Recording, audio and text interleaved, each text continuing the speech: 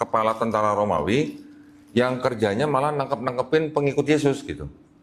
Ditangkepin, dipenjara, dibunuh, ya. Itu dia adalah persekutor daripada pengikut Yesus. Ketika Yesus sudah nggak ada, sudah diangkat, diceritakan, Paulus yang sedang melakukan perjalanan ke Damsyik, di tengah perjalanan katanya dia dikafirkan oleh orang tua saya gitu. Nah saya kan nggak bisa apa-apa, orang masih kecil, dibawa ke gereja, tumbuh besar di gereja. Akhirnya saya menjadi penggiat gereja sampai dewasa, sampai berumah tangga. Ya walaupun saya bukan mantan pendeta, tapi paling tidak kan kalau di gereja itu kita disuruh rajin untuk menjadi donatur, Pak. Ya, donatur itu bisa bangun macam-macam. Kalau Bapak lihat di Sentul, ada SPSC kalau nggak salah Pak ya, Gedung Convention Center yang besar itu. Nah, sebagian kecil uang saya masih ada di sana tuh Pak. Saya dulu rajin nyumbang itu untuk bangun itu. Ya. Ketika bangun itu kita dulu dalam tanda kutip memelihara Pak. Ya, memelihara 3 desa di sekitar situ. Tim gereja kita memelihara 3 desa di situ. Apa yang kita buat? Kita buat fasilitas air bersih, Pak, gratis. Ya, kita buatkan puskesmas gratis. Kita buatkan sekolah gratis. Kita kasih pekerjaan lagi, Pak. Yang pada kerja di gereja itu, yang kerja waktu pembangunan, banyak yang kerja kan. Yang butuh duit pinjaman kita pinjemin. Ketika gereja itu jadi, orang-orang yang sudah kita bantu itu, ketika kita ajak masuk gereja, kira-kira susah atau gampang Pak nolaknya? Sulit Pak ya, karena sudah ditanamkan budi. 3 desa loh Pak, hampir 1.000 orang loh masuk Kristen loh. Gimana kalau Bapak Ibu tinggal di daerah situ? Yang ada misi seperti itu baru di daerah situ, dan itu di daerah perkotaan, belum lagi yang di tempat-tempat terpencil. Setelah saya tidak di gereja itu lagi, saya pindah ke gereja lain. Di gereja itu juga mempunyai misi yang sama di tempat yang terpencil. Tim kita datang ke Bupati, Pak Bupati, kita mau bangun fasilitas air bersih. Pompa air bersih aja 1 titik bisa 200 juta. Ya. Bangun puskesmas, bangun sekolah. Kira-kira sama Bupati dikasih nggak Pak? Kalau untuk di daerah yang terpencil yang membutuhkan gitu, pasti dikasih Pak ya. Tapi ujung-ujungnya, tapi saya juga bangun gereja ya Pak ya. Gimana nolaknya Pak? Gimana nolaknya? Susah kan? Nah, jadi modusnya seperti itu.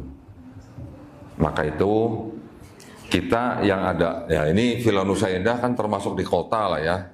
Mungkin tidak terlalu terlihat gitu. Tapi ada juga Pak yang berani juga berkhotbah di kota juga ada. Belum lama di PGC, kalau Bapak Ibu tahu PGC yang di mana? Jakarta Timur ya. Misionaris dari luar negeri ceramah di tempat parkir Pak. Di tempat parkir ada yang menerjemahkan, teriak-teriak sampai akhirnya diusir sama satpam. Nah, mereka sampai begitunya gitu. Sampai begitunya mengajak orang di luar agama mereka untuk masuk agama mereka. Nah, ini sebelum saya menceritakan kenapa saya belajar itu, ini saya ceritakan latar belakangnya dulu nih Pak ya. Jadi, memang di Kristen itu ada yang disebut dengan perintah amanat agung. Amanat agung itu apa? Ada di ayat Matius 28 ayat 19. Mungkin Bapak-Bapak Ibu asing gitu ya kalau dengar Matius, Markus, Lukas, Yohanes, apa itu gitu. Kita taunya Al-Baqarah, Al-Fatihah gitu ya. Di sana suratnya namanya nama-nama Yunani Pak. Matius, Markus, Lukas, Yohanes, Petrus, Yakobus gitu. Namanya seperti itu. Di salah satu, saya sebutnya surah ya, biar Bapak Ibu familiar gitu ya. Kitabnya mereka atau kita sebut surah itu ada yang namanya Matius 28 pasal 28 maksudnya ayat 19. Perintahnya begini Pak. Karena itu pergilah, jadikanlah semua bangsa muridku. Baptislah mereka dalam nama Bapa dan Putra dan Roh Kudus. Tuh perintahnya begitu Pak. Jadi kalau belum dibaptis kan belum selesai itu urusannya. Iya kan? Karena ada perintah baptislah mereka dalam nama Bapa dan Putra dan Roh Kudus. Kalau kita di Islam disuruh berdakwah pakai hadis apa Pak? Sampaikanlah. Ya kan? Walaupun hanya 1 ayat. hanya menyampaikan, nggak ada urusan sampai kamu harus disunat, harus di syahadat, harus di apa, kan nggak ada begitu kan, nggak ada perintah begitu. Tapi kalau di sebelah perintahnya, jadikanlah semua bangsa muridku, maksudnya murid Yesus. Baptislah mereka dalam nama Bapa dan Putra dan Roh Kudus. Nah, karena perintah itu, makanya mereka sangat gencar untuk menjadikan orang di luar agama mereka ikut agama mereka. Kira-kira kalau menurut Bapak Ibu nih, tindakan mereka ini melanggar hukum nggak Pak? Kira-kira? Melanggar hukum ya? Ada nggak hukumnya Pak? Ada.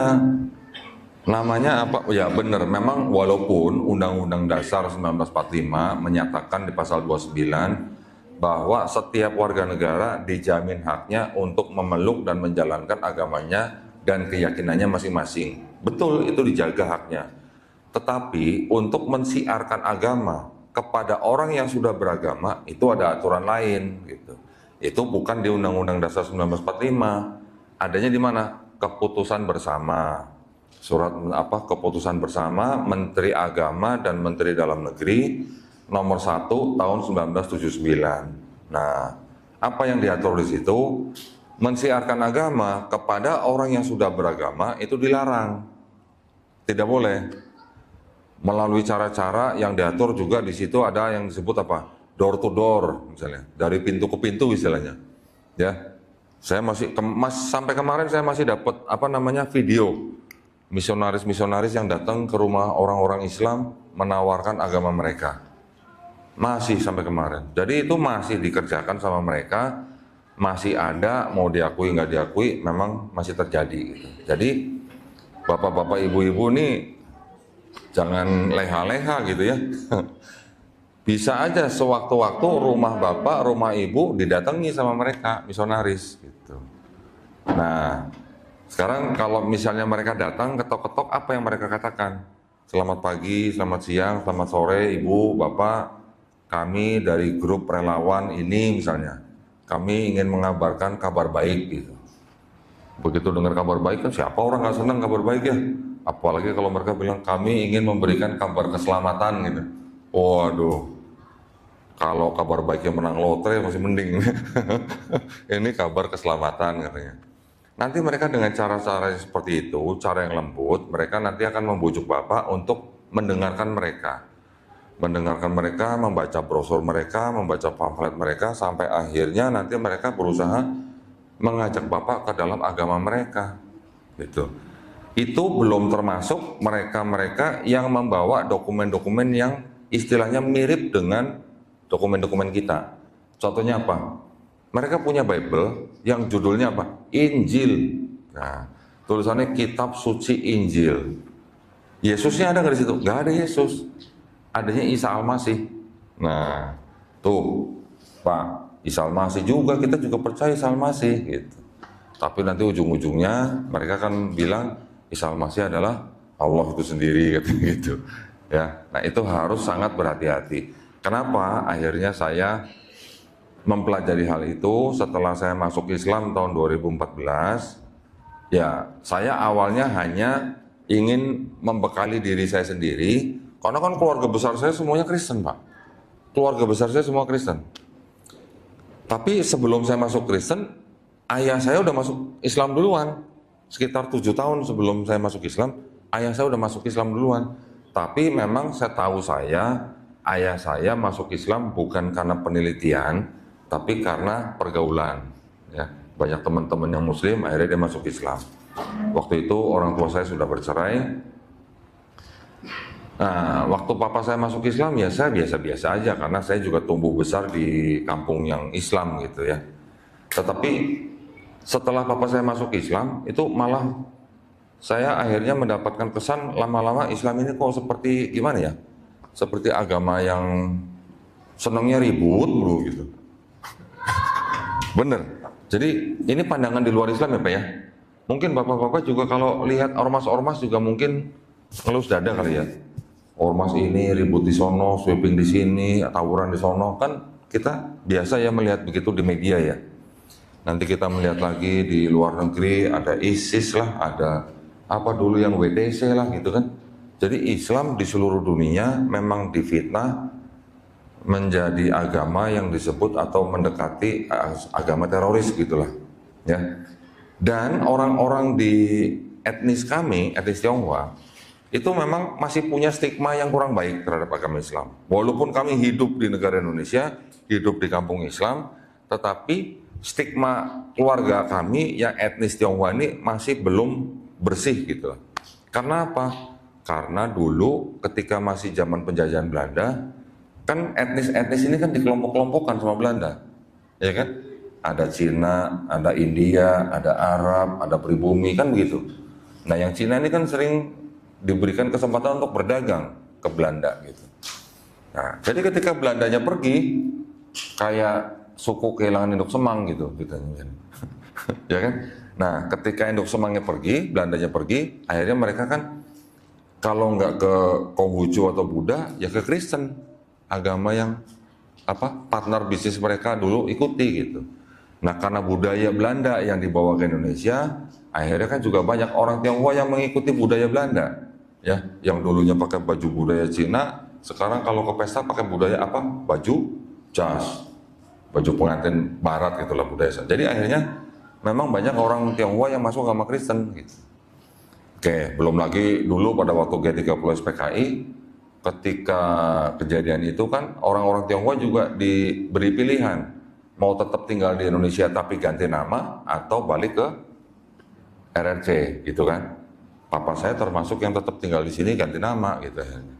Nah, dengan sejarah itu kan memang jadi etnis Tionghoa itu masih punya stigma yang kurang baik lah terhadap Islam. Mungkin sekarang sudah tidak begitu banyak, tapi masih ada. Jadi orang Tionghoa zaman dulu tuh masih ngomongnya apa? Islam itu agamanya orang miskin. Ya, Islam itu agamanya orang yang ngemis-ngemis di lampu merah gitu kan ya. Islam itu agamanya di penjara, Islam itu agamanya koruptor gitu. Tapi yang ngomong begitu nggak pernah mikir itu copet-copet yang di Brasil itu agamanya apa gitu ya. Ya, atau mungkin gembong-gembong narkoba yang di Meksiko itu agamanya apa gitu. Atau mungkin yang ngemis-ngemis di lampu merah Filipina atau Manila tuh agamanya apa gitu.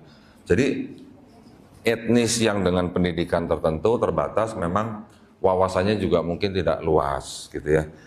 Itu memang yang harus menjadi tanggung jawab kita untuk meluruskan pandangan-pandangan mereka. Ketika saya masuk Islam 2014 ya, saya tadi bilang saya hanya ingin membekali diri saya dari keluarga besar saya masih Kristen semua. Saya pikir banyak yang mau nanya Pak. Waktu itu cuma satu orang yang nanya.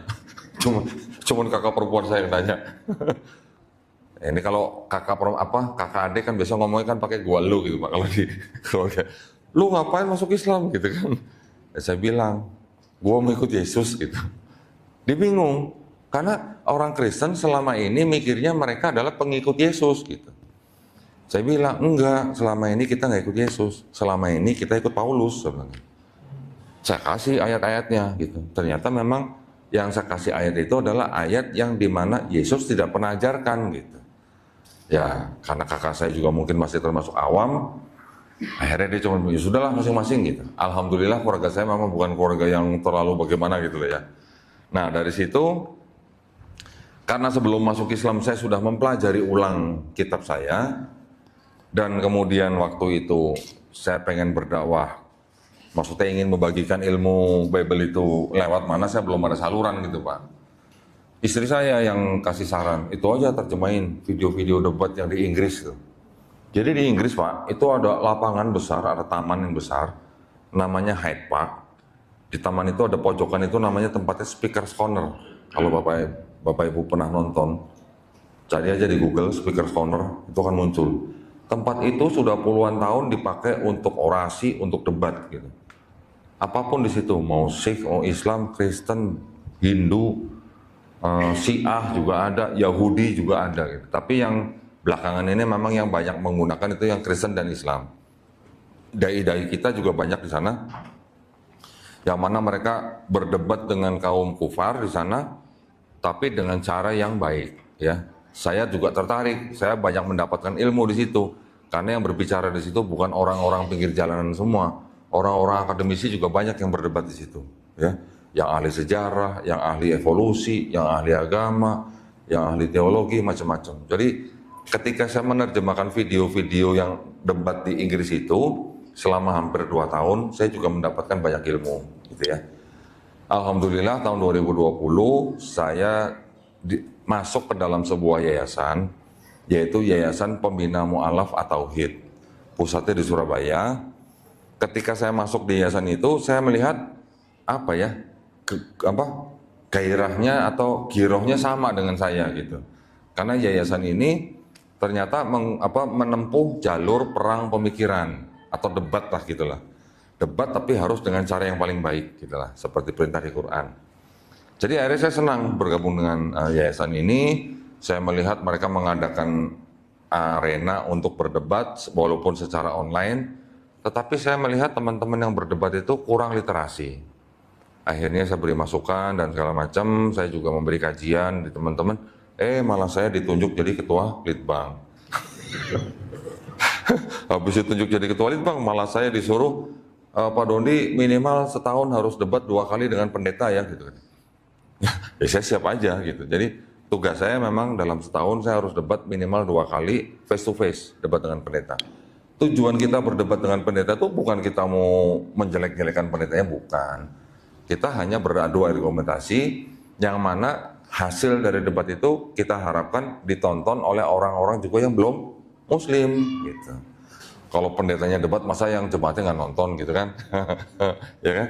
Makanya kita cari pendeta yang punya jemaat. Gitu. Ya sudah beberapa kali kita lakukan. Donatur-donatur kami juga sangat tinggi semangatnya untuk mendukung kami. Jadi setiap kali ada debat kita pasang pengumuman, itu donasi-donasi cepat langsung masuk tuh. Karena mereka girohnya memang ya mereka mendukung kita dari belakang supaya kita berdebat gitu. Nah, tujuannya kita debat ini kan sesuai dengan arahan di Quran apa? Janganlah kamu berdebat dengan ahlul kitab kecuali dengan cara yang paling baik. Kan itu perintahnya. Berarti kan boleh debat, bukan nggak boleh debat gitu. Tapi harus dengan cara yang paling baik. Bagaimana cara yang paling baik? Saya menggunakan istilahnya taktik lah gitu ya. Menggunakan taktik, saya menggunakan dokumennya Kristen itu sendiri gitu. Karena apa? Karena ternyata di dokumen Kristen sendiri itu bisa dijadikan senjata yang sangat ampuh untuk menggoyangkan iman mereka. Saya kurang suka kalau berdebat tentang teologi. Yesus Tuhan atau bukan, itu debat zaman dulu lah itulah ya. Mendebatkan Isa Tuhan atau bukan itu debat zaman dulu. Bukan nggak penting juga. Tetapi maksud saya ingin membongkar dari pondasi keimanan orang tersebut dulu. Yang saya bongkar adalah kitab sucinya dulu. Gitu. Nah, karena saya sudah mempelajari banyak kitab suci yang dulu saya imani, dan saya tahu di dalam kitab suci saya dulu itu ada kesalahan sains, ada kontradiksi, ada ayat-ayat yang tidak asli, gitu ya. Tidak asli itu apa, Pak? Palsu. Nah, Bapak yang bilang palsu bukan saya. Kalau saya bilang Bible palsu, tapi saya nggak bisa tunjukkan bukti, kan saya bisa dituduh kan, bisa dituduh atau bisa dilaporkan. Tapi kalau saya menunjukkan Bible, ada kata-kata di bawah ayat ini pasti tidak asli. Bagaimana mereka mau melaporkan saya? Nggak bisa kan? Karena saya ada buktinya, ada bukti dokumennya. Nah, itu yang saya lakukan. Jadi kalau saya bertemu pendeta, saya tinggal tanya, Pak, ayat ini asli atau tidak? Firman Tuhan atau bukan? Kalau dia tahu, dia jujur, dia bilang ini bukan asli. Dia bilang ini bukan firman Tuhan. Dia bilang ini bukan kitab suci. Nah, bagaimana kalau saya bisa membuat pendeta itu ngomong begitu di depan penonton yang banyak begitu? Itu kan tujuan kita gitu. Nah, tetapi setelah itu nanti baru kita memperkenalkan Quran, memperkenalkan Islam.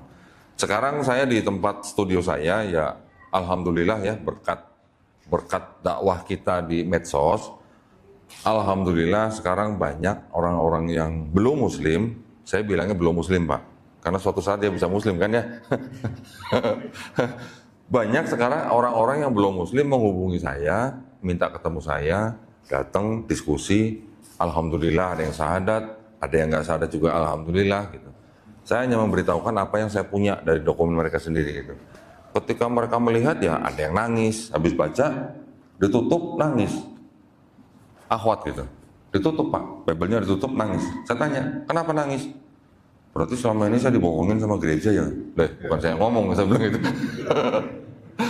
Dia sendiri yang merasa begitu, gitu ya. Ada juga nanti yang orang-orang ini, saya melayani bukan orang-orang yang belum muslim aja ya Pak ya. Saya juga melayani keluarga yang muslim Pak. Saya dulu pernah ke daerah Villa Nusa Indah yang di sebelah sana, ada satu keluarga, keponakannya murtad. Nah, deket sini, nggak jauh. Saya malam-malam pernah ke situ. Ketika saya ke situ, ternyata yang murtad anaknya masih SMA Pak. Perempuan lagi. Orang tuanya sudah bercerai, ayahnya seorang angkatan tentara angkatan darat, sering keluar kota. Jadi si anak ini hanya tinggal sama adiknya, jarang perhatian dari orang tua.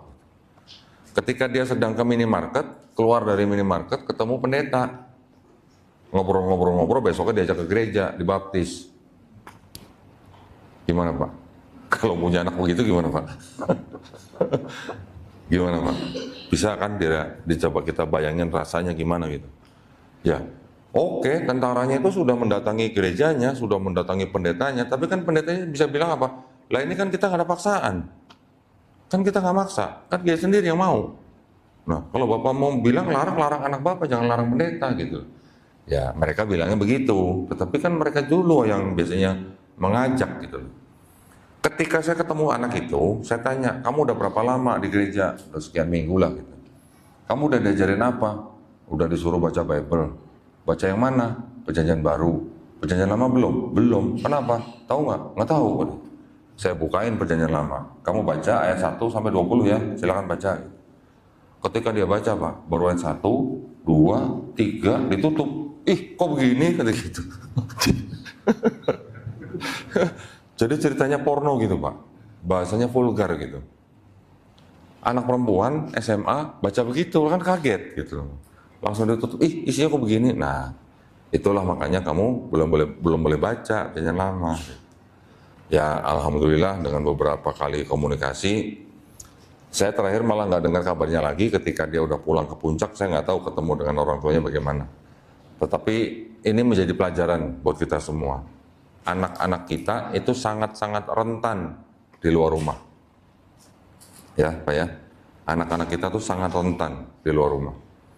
Nggak usah di pasar, nggak usah di mall dah, di depan minimarket aja bisa begitu kejadiannya. Gitu. Nah, jadi saya memang memberikan kajian-kajian seperti ini dengan tujuan apa? Supaya umat Islam sadar, supaya umat Islam apa istilahnya aware gitulah, hati-hati gitu, ya dengan saudara-saudara kita yang di luar sana yang mencoba membawa orang Islam masuk ke dalam agama mereka. Itu yang harus kita waspadai gitu Pak. Karena itu memang juga melanggar hukum. Ya, tadi sudah saya sebutkan keputusan bersama Menteri Agama Menteri Dalam Negeri nomor 1 tahun 79. Itu kalau kita menemukan orang yang melakukan hal seperti itu di rumah kita, itu kita bisa laporkan ke polisi Pak. Walaupun mungkin sanksinya nggak terlalu berat gitu ya, tapi masih bisa dilaporkan. Nah, kalau perlu di video aja, saya tunjukkan Pak nih. Saya mending tunjukkan ya, supaya Bapak Ibu tahu nih, polanya seperti apa. Yang merekam ini termasuk berani. Assalamualaikum. Apa kabar Ibu? No. Dari mana ini? Mereka datang ke rumah-rumah. Ini dari mana ini? Kami juga relawan. Relawan dari Ya. mana? Dari tadi. Relawan dari mana? Dari mana kok jawabnya dari tadi gitu. Ya. Nah, yang begini ya, jadi yang bapak-bapak ini perlu ketahui Dari nih. saksi Yehova ya? Nah, saksi Yehova. Bagi-bagi brosur? Ini melanggar undang-undang ini. Oh. Menyebarkan agama kepada orang yang sudah beragama. Nah, Ini saya laporkan ini ke kita bisa laporkan nih orang yang begini. HP-nya. Nomor Oke. HP. Saya bisa nomor HP. Nah, jadi Bapak Ibu kalau melihat ada orang begini, udah nggak usah banyak tanya, langsung bawa aja ke polsek gitu aja. Biar Pak Polsek aja yang nanya gitu, nggak usah kita repot-repot gitulah. Ya, kalau sudah terbukti dia membagikan brosur kepada kita orang yang sudah beragama, udah langsung bawa aja ke polsek, panggil Pak Hansip atau Satpam bawa ke polsek, udah selesai. Ya, nah Tetapi di samping itu, saya dan teman-teman juga memberikan kajian-kajian yang Bapak Ibu ini perlu ketahui. Ya, kita juga tidak pernah tahu kan, kita bisa terjebak di dalam percakapan, atau kita bisa terjebak dengan pembicaraan dengan teman kita, mungkin teman kita yang baik gitu, teman kita yang baik, yang belum Muslim gitu. Siapa tahu kan? Nah, kalau kita punya ilmunya, kita tahu akidah mereka, kan itu juga bisa menjadi alat buat kita buat mendakwai mereka gitu Pak. Hah? Siapa tahu kan? Ya kita juga sama-sama mendakwai mereka. Tetapi istilahnya tidak ada paksaan di dalam Islam. Ya, Islam kan mengatakan la ikraha fiddin. Nah, apa yang mau saya ajarkan kepada Bapak Ibu di sini adalah beberapa kerangka daripada ilmu atau yang disebut dengan kristologi. Ya. Kristologi itu adalah salah satu bidang ilmu yang membicarakan tentang posisi Yesus Kristus di dalam agama kekristenan. Bapak Ibu, tolong jangan alergi dengan kata Yesus Kristus. Ya. Yesus Kristus sama dengan Nabi Isa Al-Masih. Kalau kita di Quran memang kita membaca terjemahannya, teks Arab dan terjemahan kita memang tertulisnya memang Isa Al-Masih atau Isa putra Maryam, gitu ya Pak ya. Tetapi banyak di luar sana, di luar negeri, Quran-Quran yang sudah diterjemahkan ke bahasa Inggris, nama Isa itu diterjemahkan dengan nama Jesus, itu juga ada. Nah, jadi kita jangan alergi dengan kata Jesus. Justru kalau kita Muslim menyebut Yesus, kita harus tambahin Jesus alaihi salam. Ya, itu yang paling bagus. Gitu ya. Atau Yesus alaihi salam gitu. Mereka kan nggak pernah sebut Yesus alaihi salam. Orang Islam malah yang sebut pakai Yesus alaihissalam. Nah, memang kerangka daripada kristologinya memang yang paling penting memang adalah sosok daripada Yesus Kristus ini atau Isa Al-Masih ini, di mana kedua agama ini boleh dikatakan saling memperebutkan dalam arti kekristenan menganggap Yesus Kristus ini sebagai Tuhan atau bersifat ilahi, sedangkan Islam menganggap Isa Al-Masih atau Isa putra Maryam itu tidak ilahi, hanya hamba Allah yang menerima kitab Injil. Ya. Nah, tetapi perlu saya bagikan dulu ke Bapak Ibu di sini, kita nanti jangan sampai terkecoh ketika sebutan Taurat, Zabur, Injil. Nah, karena di Quran kita kan sering menyebut Taurat, Zabur, Injil kan. Kalau misalnya kita melihat kitabnya orang Kristen yang ada kata-kata Alkitab, jangan kita sebut itu sebagai Alkitab. Karena Quran kita juga sebutannya Alkitab, gitu kan? Kita sebutnya Bible aja gitu. Bible bahasa Inggris. Berasal dari kata Biblos. Biblos itu artinya kumpulan buku-buku gitu. Nah, di dalam Bible itu nanti ada empat surah lah namanya ya, 4 surah yang tadi saya bilang, Matius, Markus, Lukas, Yohanes. Mereka mencetak dengan sebutan Injil. Nah, kita orang Islam jangan sebut itu sebagai Injil. Itu bukan Injil yang diterima oleh Nabi Isa Al-Masih atau alaihissalam gitu. Oke. Jadi saya ingin mempertegas kepada Bapak Ibu di sini bahwa yang disebut dengan Taurat, Zabur, Injil yang disebut di dalam Quran itu bukan Bible-nya orang Yahudi, juga bukan Bible-nya orang Kristen. Ya, Pak ya, Bu ya. Jangan anggap bahwa Taurat, Zabur, Injil yang disebut dalam Quran itu Bible-nya orang Yahudi dan Bible-nya orang Kristen. Kenapa saya bisa mengatakan begitu? Karena setelah kita pelajari, ternyata yang disebut dengan Bible-nya orang Yahudi itu bukan Nabi Musa yang menulis, bukan juga Nabi Daud yang menulis. Ada itu teorinya, ya. Dan itu dari abad-abad pertengahan memang sudah menjadi bahan yang hangat gitu dibicarakan. Karena apa? Mereka bisa membicarakan hal tersebut karena memang di dalamnya terdapat banyak sekali cerita-cerita yang diceritakan secara berulang. Yang 2 kali disebut dengan cerita yang doublets, yang 3 kali diceritakan dengan istilah triplets gitu. Nah, berarti dari mana kok bisa diceritakan berulang-ulang? Ternyata cerita yang dikisahkan berulang-ulang itu ternyata berasal dari sumber kisah yang lebih dari satu gitu. Jadi bukan satu penulisnya, tapi banyak penulisnya. Termasuk yang disebut dengan kitab Taurat, Kitab Taurat di dalam tradisi Yahudi itu yang disebut dengan 5 kitab Musa. Kejadian, Keluaran, Imamat, Bilangan, Ulangan. Nanti ada kitab Mazmur, kita mengenal dengan sebutan Zabur. Itu pun juga yang menulis lebih dari 1. Bukan cuma Nabi Daud gitu. Nanti yang disebut dengan Gospel atau yang mereka sebut dengan Injil, itu yang menulis malah nggak tahu siapa. Ya. Yang menulis bukan saksi mata langsung. Ini menurut siapa? Bukan menurut saya. Ini menurut ahli-ahli perjanjian baru sendiri malah. Menurut orang-orang Kristen sendiri yang sudah ahli, yang sudah memeriksa manuskrip-manuskrip gitu. Jadi menurut ahli-ahli perjanjian baru yang sudah memeriksa manuskripnya, sudah memeriksa gaya bahasanya, sudah memeriksa perbendaharaan katanya, sudah memeriksa tradisi bangsa Yahudinya, sudah memeriksa budaya bangsa Yahudinya dan sejarahnya, mereka bisa memastikan yang menulis ini bukan orang-orang saksi mata langsung. Nah, kalau Quran siapa yang menulis, Pak? Yang menulis menjadi mushaf siapa? Orang-orang yang pernah hidup bersama Rasulullah kan? Pernah perang bersama Rasulullah gitu. Istilahnya pernah ngopi bareng gitu. Nah, kalau yang menulis gospel itu, menurut orang-orang ahli perjanjian baru sendiri, itu bukan orang-orang yang saksi mata langsung, juga bukan orang-orang yang mengenal saksi mata langsung. Jadi artinya orang-orang itu adalah orang-orang yang tidak pernah ketemu dengan Yesus. Atau orang-orang yang tidak pernah jalan-jalan bareng Yesus gitu. Ibaratnya orang-orang yang tidak pernah ngopi bareng Yesus gitu loh, Pak. Ya, nah.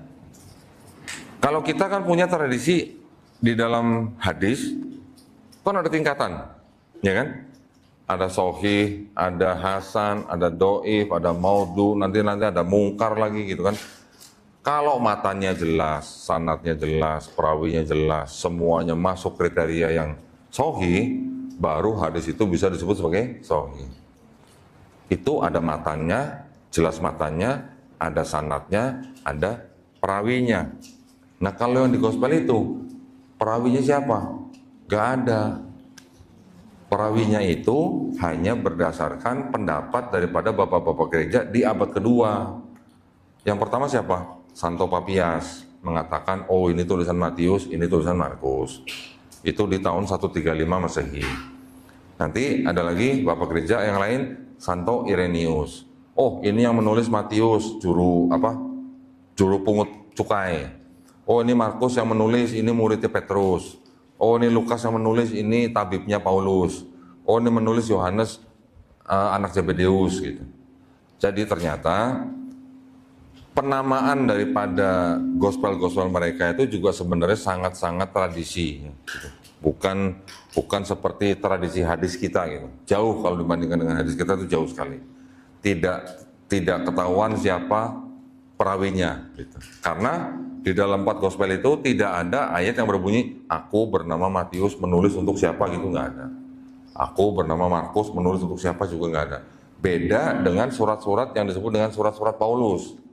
Nah, bapak-bapak mungkin ada yang pernah mendengar kata Paulus? Ada yang tahu kata Paulus? Siapa Paulus? Paulus inilah yang menciptakan Kristen sebenarnya. Ya, bapak-bapak ibu ini. Pendiri agama Kristen itu bukan Yesus. Yesus di dalam Bible tidak pernah mengajarkan kekristenan. Yang mengajarkan kekristenan itu kalau bisa dilihat dari ayat-ayatnya adalah malah Paulus.